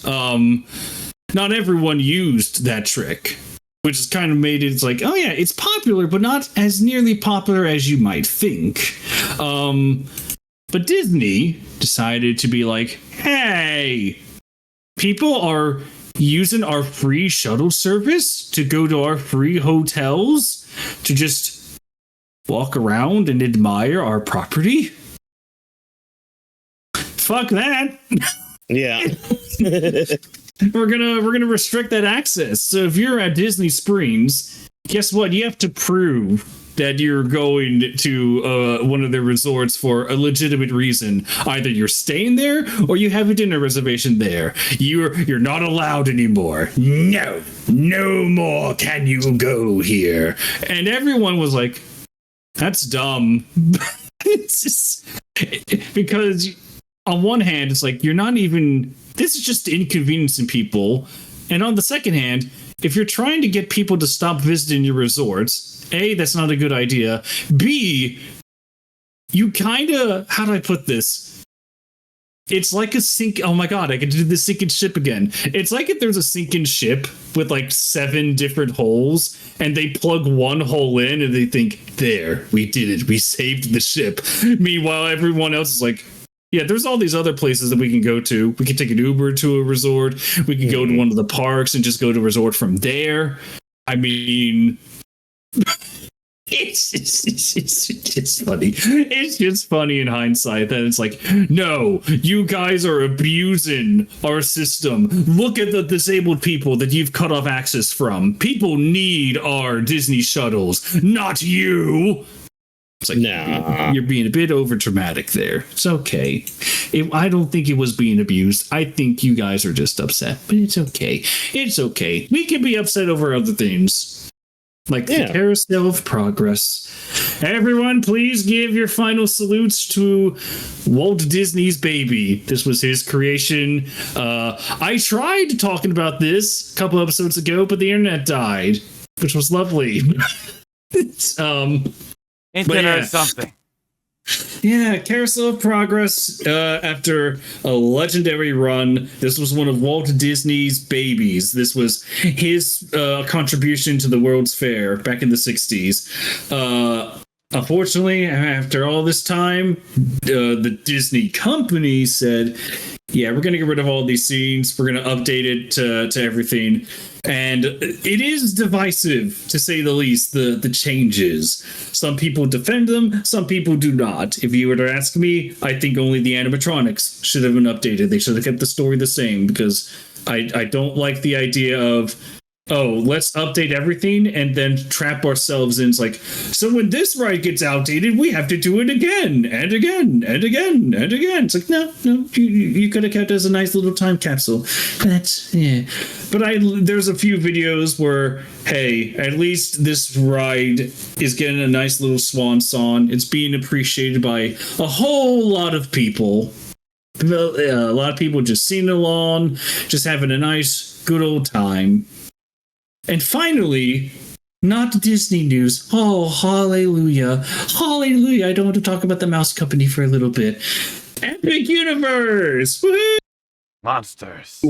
Dun, dun, dun, dun, dun, dun, dun, dun, dun, dun.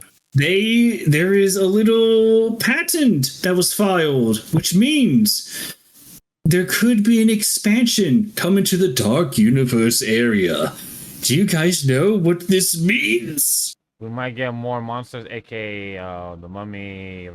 I don't know what else we're missing that we don't have in Universal. Mummy, Black Lagoon. Well, they're all on one ride, but man, I would love, just give me more. But not only more monsters, but hey, man, more attractions and more space. Because let's face it, your park definitely needs that. You guys need more crowd control. So it looks like this a ride for the Invincible Man. Do they have a ride for him? For who? The Invincible Man or Invisible? Oh, the Invisible Man? Yeah. No, I don't think he shows up. I think one of his props is in like the queue for the big monster ride, but I don't think he's there at all, which is a shame. Because I was wondering, I'm like, how would you have that as a ride? I was trying to think about that. Like, how would you have it as an attraction? He has a floated fedora string float in front of you. That'd be funny. Like, here's the props. All you see is nothing, but that's the part of the imagination. What could you see? And then let us know at the end of the ride, what do you think he will own in his house? That's part of the game. But yeah, it does end. It all ends on a good note. It's like, hey, Epic Universe can get more space, more rides. Desperately needs that for the crowd control. But yeah, you know what? We did it. The Park Plaza is now closed. Everyone get out until next week or whenever they do something silly or fun again. And guys, if you want to do something silly and fun, because we are here for the main topic, for the main attraction of episode 232 of the Weebs Lounge podcast. And for this one, we have the Anime Expo, biggest news of 2026, what has dropped, what has been said. And we're going to talk about what we care for, what has dropped, anything that we haven't seen. Myself, Whawkins, and Trev, whoever's talking, might be watching the trailer at the same time to be like, oh my God, this is what actually happened. What the fuck? And one of the biggest things I will say, because Chad to me is, solo leveling is mine, because we're going to talk about day one. One of the first things I would say, solo leveling announces a new anime with a new movie. Yes. Remember the trend of every anime, like Oprah saying, you get a movie, you get a movie, you get a movie. At least, My Hero, Demon Slayer, all these started back around 2019. At least one anime started, now JJK, every goddamn. And guess what? Solo leveling is not the exception, because solo leveling beyond the system will be direct continuation of the series, picking up finally the events of season 2, Arise from the Shadow. Additionally, Crunchyroll and Anime has reviewed the English title and debuted the new teaser key visual of no additional details has been said, but A1 Pictures has done it still, so are online, and the title is Beyond the System. We have the new villain, coming through. We already have the announced voice actor as well, so I'm excited for this. I love solo leveling. As you see, that we have it as the background right here on this side. So hey, I'm a big fan for solo leveling. Sun Jin Woo, Arise. So that's one of my biggest and favorites out of day one. How about you guys? Are you a fan of the Man. new spin-off of Star Wars? You know, having its own actual Ninth yes. Jedi. That The yes. anime having its own story. Because 3 years ago, 5 years ago, we heard it wasn't gonna happen. Now 5 years later, we do have its own See, series. That's what I loved about Star Wars Visions to begin with, because all of those episodes, especially from season one, were all for me, they were all just pilot episodes Yep. for what could be. Yep. And I remember the last not the last Jedi, the Ninth Jedi. I Yeah, the think. Ninth Jedi. Yes, Shit. correct. Yeah. Sorry, I'm getting names mixed up in my head. The Ninth Jedi. I remember that one being one of the standouts from that season, and apparently they did do a second episode in either season 2 or 3. Yep. I have to go and watch that one. I'm glad this is one of the ones that got taken off, because it is really good. So I'm excited for that one. Me excited for a Star Wars property in 2026. Perish the thought. Holy fucking ass crackers. Is the world ending? It might be. Nah, but you're talking about your solo levelings. You're talking about your freaking Black Clover season 2's coming out. Oh, great. Now people can use maybe more than one clip to hype up that anime. Nah, get all those out of the way. JoJo!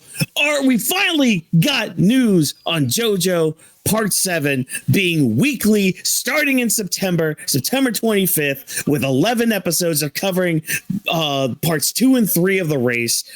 Trevor, the napkin is finally being picked up. Honestly, I remember that we were all pretty pissed over, if anyone here watched our episodes, we were pretty mad after the first episode came out. It's like, so what's the game plan? It's like, there was a game plan. What's that taste like? But man, seeing this is like, okay, you guys are doing exactly what was pretty much expected of you. Yeah. It's like, it's weekly, hell yes. And second, yes, it's coming. It's this year. You don't have to wait too long. It's happening, and we're excited. And the fact that the president of these United States of this universe's America is getting represented by the same voice actor for Joseph Joestar from Part 2. Hell yeah. From the that's the Japanese dub, by the way. Yes. English dub, I don't remember what he did, but yeah. Don't know. But Whawkins, I'm hoping that when the real funny business starts happening, will there be an actor change? Will another person step in?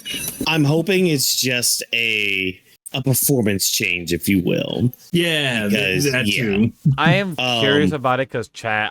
Originally, I had here on the side of the show, I had Black Clover Asta. I was trying to give some love to Black Clover Asta. The return of one of the greatness of Shonen Jump, Weekly Shonen Jump, the magazine era thing, and the anime. Great moments, great openings, by the way. But then I got screamed at by Whawkins and say, "How do you not have the thing that's returning weekly in the fall season?" JoJo Steel Ball Run, one of the best parts. I'm like, my fault. And then these guys gave me, and I told them, why does he look like Trump a bit? And because it wasn't made on purpose. A prophet. It wasn't made on purpose, but this series was written in 2007, so it was ahead of its time. Yep. And that's no real disrespect to Black Clover, because that trailer did look really good. Like Perriot's actually putting in some work for season 2 of Black Clover, which good, they should. Again, give the anime fans more clips to use other than the same one that they always use to hype up the damn anime, and exactly which one I'm talking about. It's one of 2 clips, I'll say. I'll give you the benefit of the doubt. It's one of 2 clips. It's either the gang rushing up on what's his face, because that's the one they always that's the one they always use. But the other one they use is the one with Yami tossing his sword to Asta. But yeah. But no, that's not the only thing to freak out on. That's not the only thing. Bleach. Yes. Bleach. back in I mean, they 3 really weeks. just showed another trailer, but they showed the first episode, so what was in theaters for that theatrical release. That's cool. I think the biggest thing for this, though, and this is actually a really cool story to come out of this. So Johnny Young Bosch and the English voice actor for Ichigo were on stage for that, and there was a special message from Kubo. And the voice actor for Ichigo gave Johnny Young Bosch a gift that Kubo made for him. And it was a personalized drawing of Ichigo, thanking him for like his portrayal of Ichigo in the English dub. And Wow. Johnny Young Bosch went onto Twitter and a heartfelt tweet. Like it got me a little teary eyed too reading it, like how he felt like he was an outcast with everything, like when it came to like Bleach and all that, but like getting that really made him emotional and made him feel like part I of love that. the production. And for him to say that after like 20 years of voicing the character, that's kind of crazy to think about. But I thought that kind of was cool. But there was another announcement with like a Bleach like high school game thing coming out.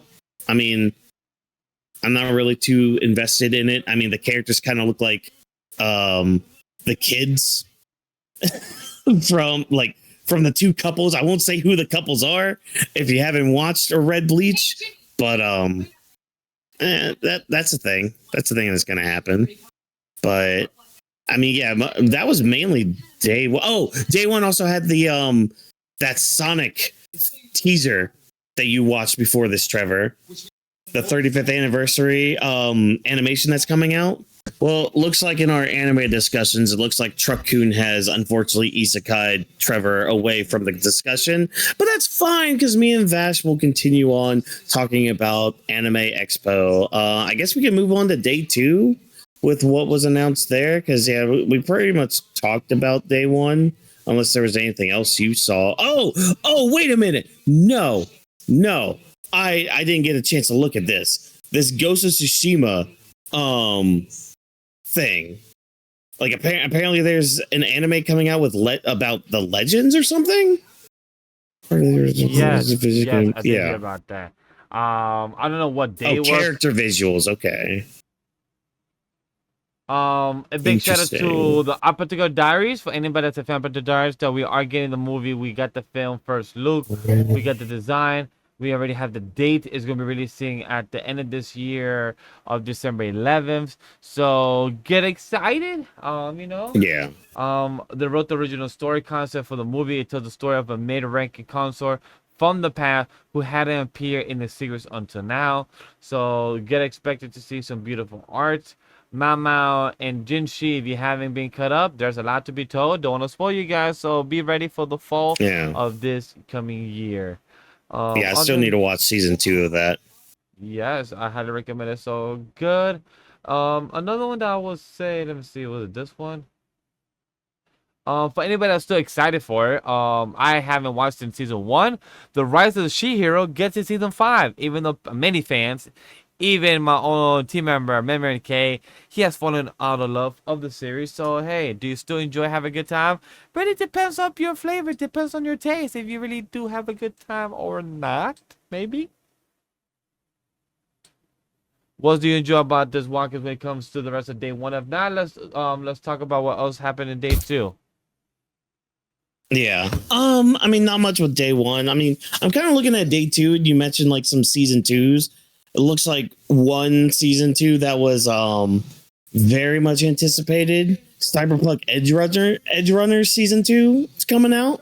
It premiered its first episode to rave reviews, which is good.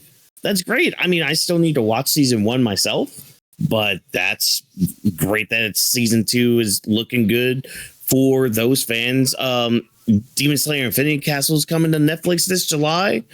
Not for everyone, so I guess get your VPNs ready, which, NordVPN or Surfshark VPN, if y'all want to sponsor us. Hey, there you go, right there. What else? Oh yeah, this is actually kind of funny. This One Piece increase in manga price for its latest volume. I find this kind of funny. because so Oda basically had to add an extra chapter into the latest volume, and in turn it kind of made the price of that volume go up. Oh, And he really? literally, because like it, I mean, light spoiler, I guess, because I mean you're in the sphere anyway, so I'm sure you hear things like this anyways. But it ends with the chapter of Emu showing up at Elbaf, and that's where Oda wanted the volume to end, but unfortunately, because of like chapter counts, it extended the volume just a little bit, and it was enough to like boost it by like, it's only like 20 yen or something. Oh, wow. But it's the fact that it boosted up a little bit. Like, he even had a note here apologizing to everybody, being like, I'm sorry that it had to go up, this is why. But yeah, I mean, it's only 20 yen though. That's like maybe 2 cents, if that. What else was announced day 2? New anime.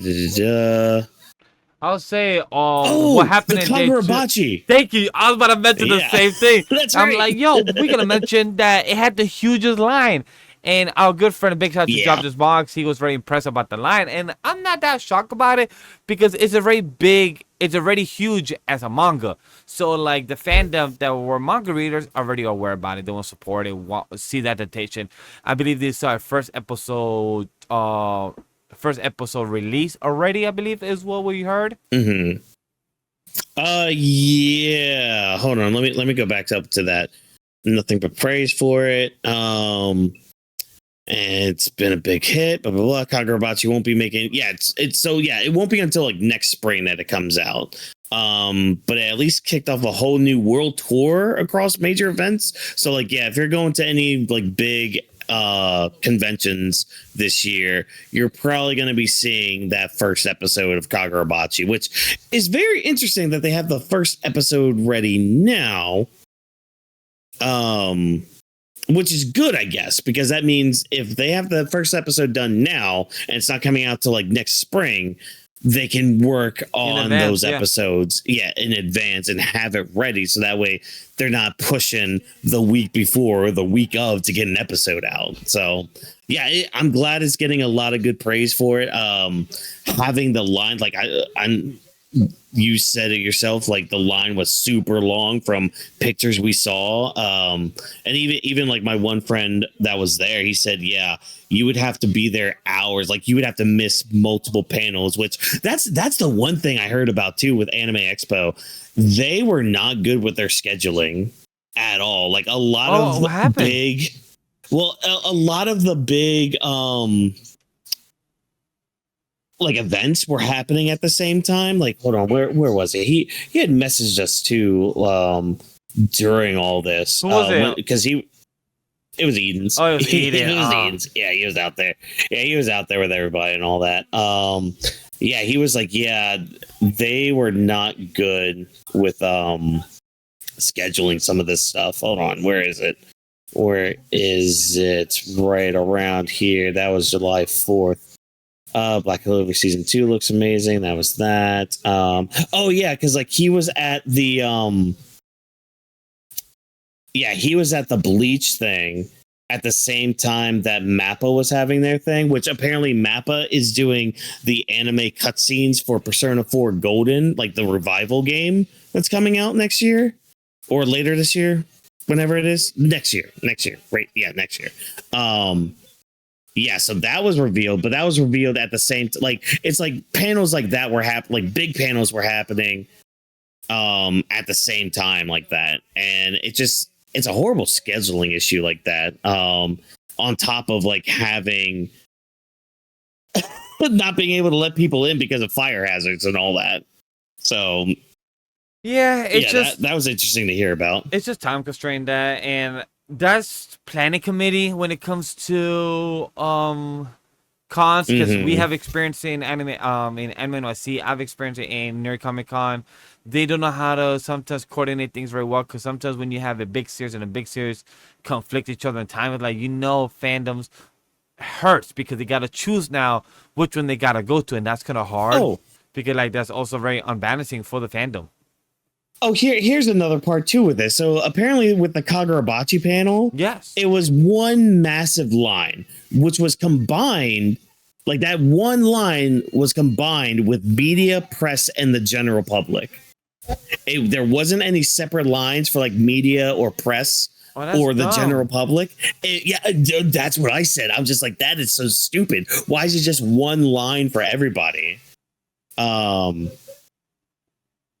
dude.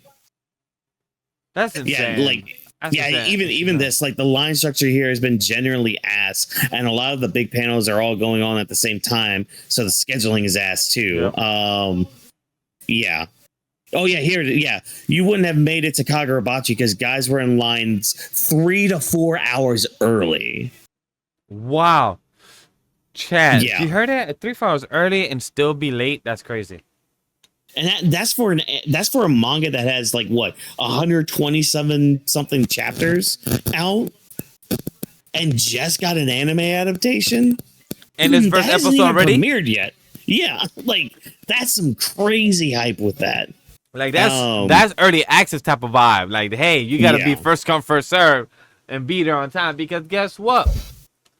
For you to be on time, you also got to be excited that Fearing Beyond the Journeys and Season 3 debuts with a new look in the major villain that we're about to be watching. And you know that what is also Chad is being hype about is that the original staff that was part of Season 1 is coming back for Season 3 and its work. So stay tuned, because, man, I believe we're getting at the fall of this year, I believe, for for October of next year, my apologies, of fall 2020. So they're already announcing for next year fall. They are so in advance in planning and coordinating that they're telling you when to be ready. So stay alive until next year fall, because you'll be ready for that. Also, hey, there's Phil. There's old CM Punk. How you doing facing off against not Cody? Sami Zayn. Sami Zayn. Let's see what happens. But hey, speaking of sports, aren't you excited that one of your favorite soccer anime is finally coming back? The best soccer, the best type of soccer where there's no ego needed. The second best. Nah, it needs more ego. No, it needs less ego. Needs more ego. So happy. How are we supposed to be the best without ego? Ayoshi comes back the end of this year, Chess. So I'm excited for it as well. We also have another news that SAO, if you guys are a fan of SAO, because, you know, why wouldn't you? SAO is one of the best fantasy series, because they're not Sekai, because they're traveling mentally into another world, but they still are alive on Earth, that they're having a theatrical edition of called Integral Domain, releasing in 2028. So if you're an SAO fan, gotta stay alive until 2028, because the brand new domain, the completely original new theatrical edition begins. A teaser has been revealed, and if you are a fan of SAO, that the original creator has an anime coming out and is releasing this summer. So stay tuned for Devil Crest Anime, where if you die in real life, you also die in the game. Even if you die in the game, you die in real life. It's both ways. Yeah. Yeah, they kind of got rid of that isekai aspect during that first season. They got rid of that thing quick. I mean, more power to the SAO fans out there. All 2 of you, you know. Glad y'all getting. Nah, there's more than 2 of you. There's at least 5 of you. It's fine. Good on y'all getting another series coming out. Hey, the SAO creator, if you're spitting stories and you have ideas, do what you gotta do. Yeah. High Dive. I want to give a shout out to High Dive because they adapted a lockdown, one of their coolest 22/7 anime releases, supposedly from comicbook.com.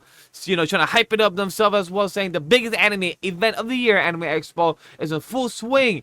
And we have a announcement of this year event coming out with a trailers for Black Clover, Demon Slayer, and everything else. But amid of these exciting announcements, the anime adaptation of Murcielago?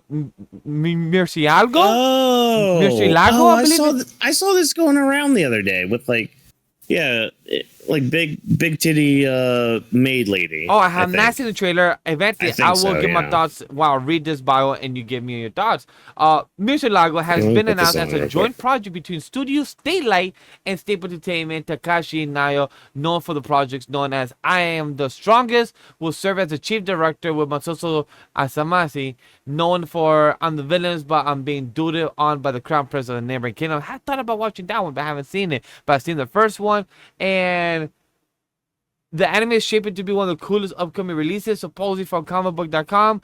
And the story is coming about, where is it that one of the main reasons Murcielago stands out among the upcoming releases is intriguing premise. The anime follows an unusual duo consisting of a former death row inmate, Kuruku Kawamari, who now serves as a government-sanctioned executioner, and her partner Hinako Todakuro, the sweetest and most innocent-looking girl imaginable with unparalleled driving skills. Together, they are tasked with confronting the darkness lurking within society. So does that draw your attention, Whawkins? Are you interested from this? Do you ever plan to get high dive? I mean, I don't plan on getting high dive anytime soon, but you know, big titty goth girl, I'm all for. Yes, we are Or here at least for what that. seemed like a big titty goth girl. You know, not to goon fully on here, but you know how to get me. You know how to get me, folks. Other than that, Oh, what's up? Ruby. Yes, I was After gonna. 3 years, Ruby officially confirms a return for a new season. Yes, 10th volume. Yeah. Wow, that's crazy. Like I remember watching the first season of it. I mean, I haven't really kept up with it, but I mean, that's great that it's getting more. Awesome. The Cool. only Ruby project I actually watched was the collaboration with Young Justice or Justice League, I believe it was. There's like a Oh, movie yeah. crossover they had, so that's the only Ruby project that I've seen.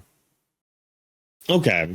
Yeah, I remember seeing scenes from that, but not. It was enjoyable. I don't think I actually will watched say it, that. yeah. Still enjoyable series from what we saw. Yeah. But let's see. Sword Art. Black Bleach Clover, continue I'm with new excited about it. story, Like we mentioned, Yeah. Chad, like Intense Magical Battle comes back for season 2. It comes out this fall season.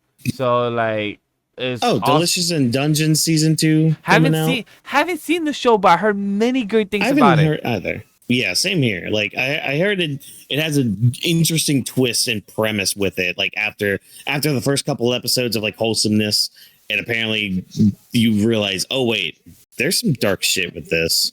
I need an adult. So That is true. Eventually, one of these days I'll check it out. We'll see. Also, like, just mentioning about Black Clover, I'm excited for it because the series has ended and it's gonna be adapting a lot of the dark magic stuff and stuff with the demons. So it's pretty exciting to see where it goes with this. And it's crazy to know that Black Clover ended 5 years ago. That's just crazy. Like anime wise, season 1 wise. Oh, like the anime. I was like, the manga just ended. Yeah, like just ended in March. I know. Yeah. But I'm talking about the anime. It's been 5 Oh years. yeah, the anime. Yeah. Since we had the fucking Dark Triad, I believe that's what the name were or something like that. Yeah, because now they're going to be adapting the final saga or like the final arc or whatever. So, which good, you know, there's a lot of big fights on that. Just be good. Yeah, I agree. That's all. Just adapt that. Which I mean, they will. I mean that's the one big thing about Black Clover's anime is they've always done well with the action in it, you know, and that's really kind of what brought people in. Parrot was on their game when it came to that. If anything, they were practicing more One Piece, you know. So yeah. Which One Piece Heroines I think aired this weekend. You know, not to change too much of a subject, but that apparently aired this weekend, I think. So I'll have to check that out. And we already talked about One Piece Wit, so yeah, that's a thing that's still happening. I don't see anything else really on the list right now. Unless you're catching anything. No, I was looking at everything. Like you said, the Glitch in the Dungeon. Oh, let me see. I think it was this other. Let me see. No, Elusive Samurai. I'm not watching because they did show some stuff about Elusive Samurai, but I'm not watching, so I can't really be hype about that. They show a bit of some romance anime and some Masika ones. There's a few ones that come my interest. A big shout I want to say magical buffs and the support caster is stronger than he realized. That looked like an interesting trailer that I saw. The Vermilion Mask as well. That's a pretty interesting one. So I want to give a shout out to that. And the last one was Overgear, I believe is it's pronounced Overgear. So those are three shout outs that they show trailers for the future of Crunchyroll that's coming out with in the future. So hey, a big shout out to that because it actually caught my interest. Yeah. I don't know if you ever check out Whawkins, but that's one I will say. I might check it out. We'll see. We'll see what happens. So yeah, that's all I got. But with all we got, Chad, this is the end of the show of episode 239. And 232. The only reason I say 239, Chad, is because I was writing the time codes. Look, Chad, this was a fun show. Hopefully we don't lose Trevor next week, because next week will be actually X-Men 97 coverage. Hopefully that's the On God.